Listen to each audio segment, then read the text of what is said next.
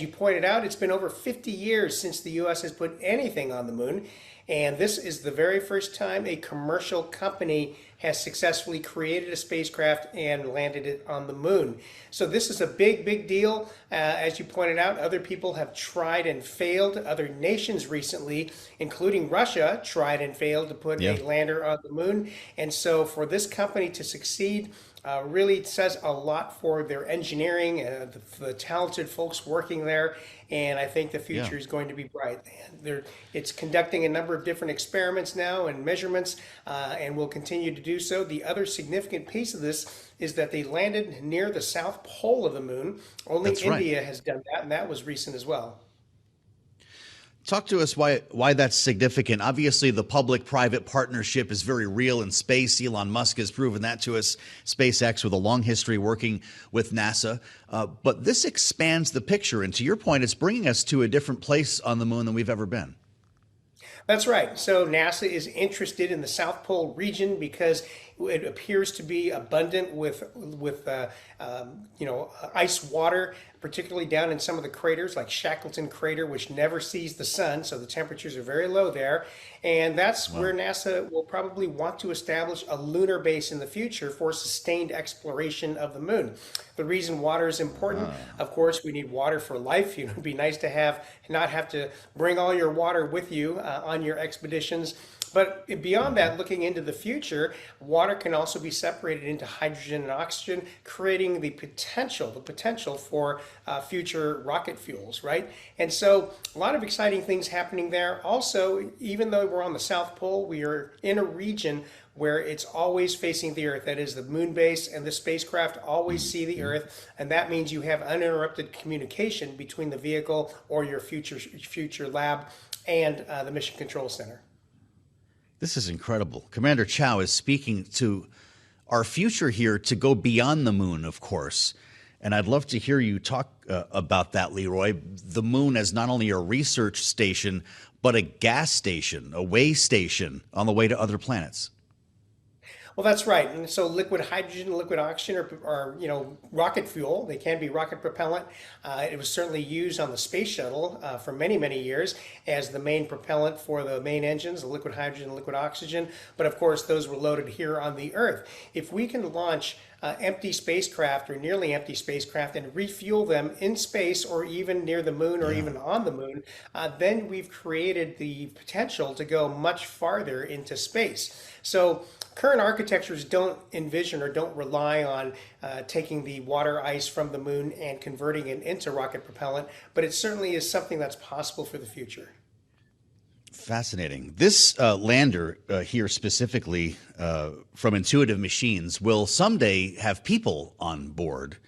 Now that we've proven its ability to land safely as an empty spacecraft, how soon will that happen where we have a private mission putting human beings on the moon?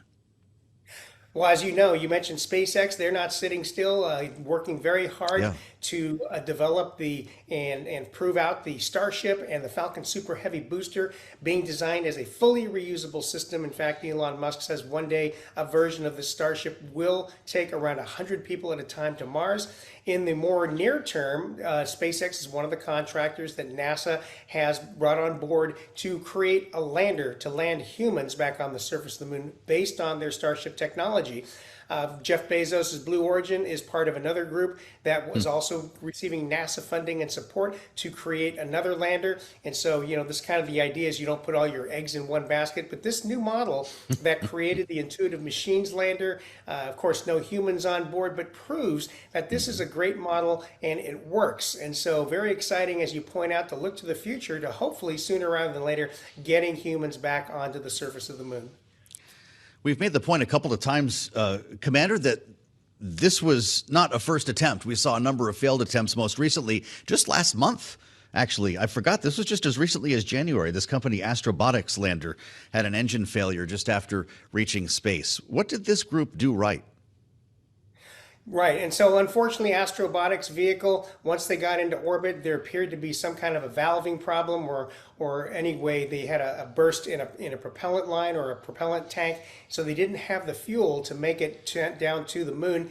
They did manage to Yeah. salvage a little bit from their mission, but, of course, did not land. And so what Intuitive Machines did differently, I don't know the precise designs, of course, but clearly they didn't suffer any kind of failure like that. They did have a few hairy moments there as they were getting ready to come down. Their radar system, which is a ranging radar telling them the distance to the moon, they were having some issues with that, and they actually were able to create a big software patch very quickly, test it, get it on board, and they used an experiment, a LiDAR, a laser ranging system, not unlike some of the ones that the police might use to try to give you a ticket here on Earth. But that was just to be an experiment. But they used that for this operation to do the ranging and successfully landed on the moon with an experimental piece of hardware.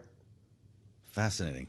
There's a real debate here on Earth about where we should be spending our money and whether it's ethical or right to be spending money on research in space when there are people starving here on our planet. We've been hearing this since before the Apollo program, Commander. When you see the marriage of government and private enterprise working together here, does that change the dynamic when it comes to money? Oh, yes, absolutely it does. And when we get into the numbers and the budget, if you look at NASA, except for the Apollo program, since the Apollo program, and certainly for the last several decades, NASA's funding has generally been much less than 1% of the federal budget.